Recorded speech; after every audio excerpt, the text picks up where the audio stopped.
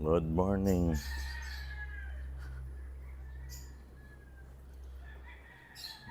Katower Game Farm. Dito tayo ngayon sa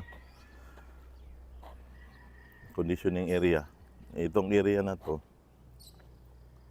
dito namin dinadala yung mga class A. Pero ubos na, nadana ng buyer na hindi pwedeng paghindian. Yun, nilaban nila. Ito yung garahe ko. Yan. Pag-gising mo sa umaga, makita mo kagad yung mga manok mo.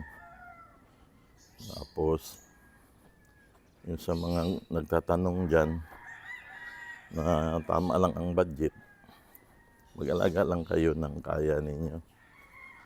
Kasi ang pagmamanok, sobrang mahal, magastos. Sa materialis pa lang, lagnatin ka na sa presyo. Kaya kung hilig yun ninyo, yung tama lang, yung kaya sa bulsa para hindi kayo mag-away ng asawa ninyo. Mahirap naman unahin mo yung manok tapos yung mga anak mo wala nang kakainin. Okay man itong ganito, libangan lang. Pero yung masit aside yung panggastos mo sa pamilya, huwag na magmanok. Ito ang bisyo na madugo. Yan, broodcock namin yan. Binili ko yan, trio din. Kaya, ito pa broodcock din namin itong isa.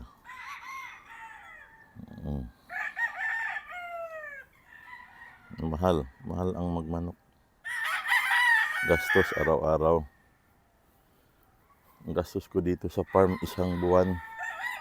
Sa record ko, napalo ako ng 270,000 to 280. Lahat-lahat na yun. Paano kung wala kang negosyong pang sustinto nito? Pag maglaban ka, di pa siguradong manalo. Matatalo ka pa. Di pa kasama yun sa budget yung talo. Kaya yun ang masasabi ko ngayong umaga. Mga katower, pupunta tayo sa mamaya, mag-live tayo. Pakita ko yung mga alas ko dito na mga broodcock. Ito yung ginamit namin.